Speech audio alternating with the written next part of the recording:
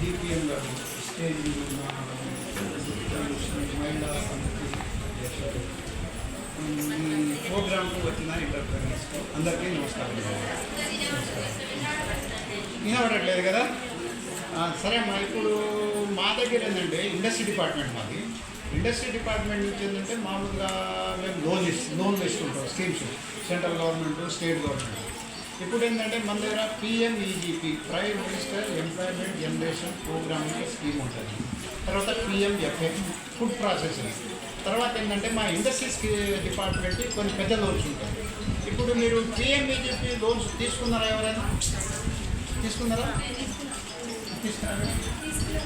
సరే, కొంతమంది తీసుకున్నారు.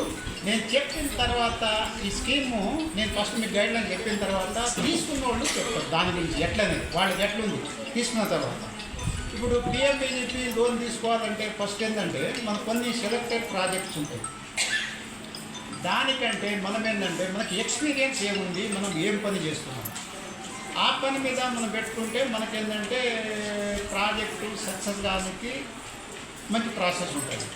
ఇప్పుడు కొత్తగా అంటే మనం ట్రైనింగ్ తీసుకోవాలి. కొత్త ప్రాజెక్టులు మన లేడీస్ ఉన్నారు, లేడీస్కి ఏంటి ఎలిజిబుల్ టైలరింగ్ వర్క్స్, లేకుంటే బ్యూటీ పార్లరు, లేకుంటే డైరీ ఫాము, పోల్ట్రీ ఫాము, లేకుంటే డిస్పోజబుల్ పేపర్స్ అండ్ కప్స్ ఇవి ఉంటుంది.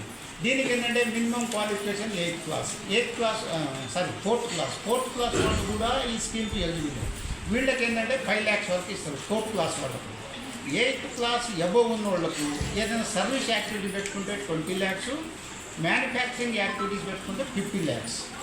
దీనికి ఏంటంటే సబ్సిడీ ఉంటుంది కొంత. ఈ సబ్సిడీ ఎంత? ఇప్పుడు ఫర్ ఎగ్జాంపుల్ మీరు ఒక 10 lakhs నుంచి ప్రాజెక్ట్ పెట్టుకున్నారు, ఈ రీటైలరింగ్ వచ్చి 10 lakhs. 10 lakhsకు మీరేంటి 10%